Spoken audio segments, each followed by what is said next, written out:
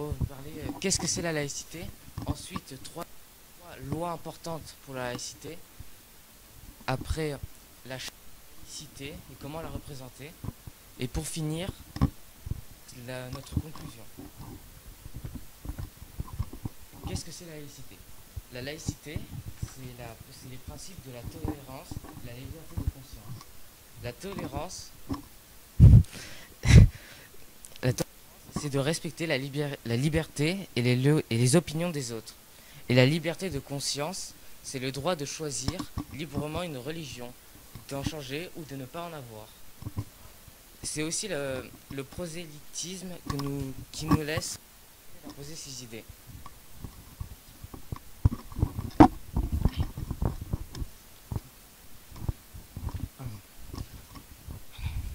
On va vous expliquer les trois lois qui sont pour la laïcité importantes.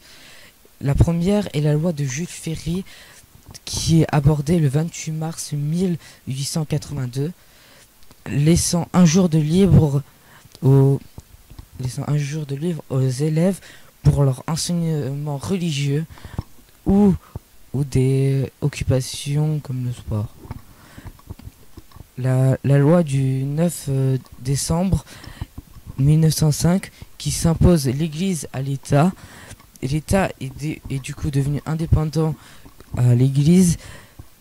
Et la loi du 15 mars 2004 interdit de porter des signes religieux dans des lieux publics, comme exemple comme les écoles, les lycées, des choses comme ça. Maintenant Simon va vous parler de la loi, de la charte et de la laïcité.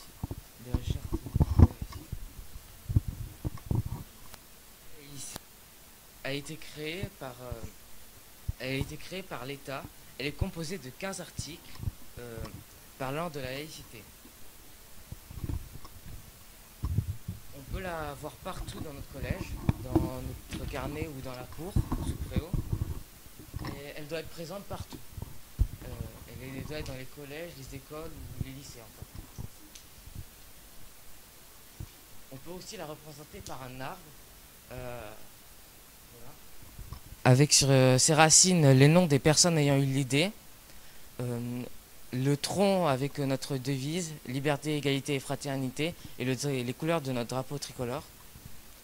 Sur les arbres et les feuilles, on peut voir les mains qui... les feuilles de l'arbre et des mains pour dire leur engagement et qu'on est différent pour la couleur.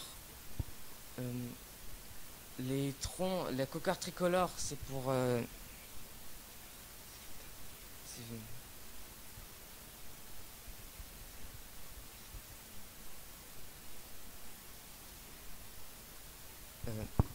le bonnet phrygien, c'est pour se souvenir de la Révolution française, pour les sans-culottes qui étaient libres.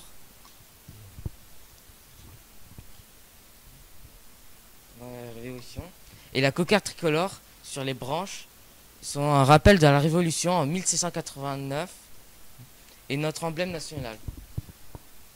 Maintenant, on va vous expliquer pourquoi on a choisi l'article 9 et 7 pour représenter la laïcité. L'article 9, car on est tous égaux entre filles et garçons et qu'il faut se respecter. Et l'article 7, car les élèves ont accès à une culture commune et partagée. Pour la fin, on va vous expliquer notre conclusion de la laïcité.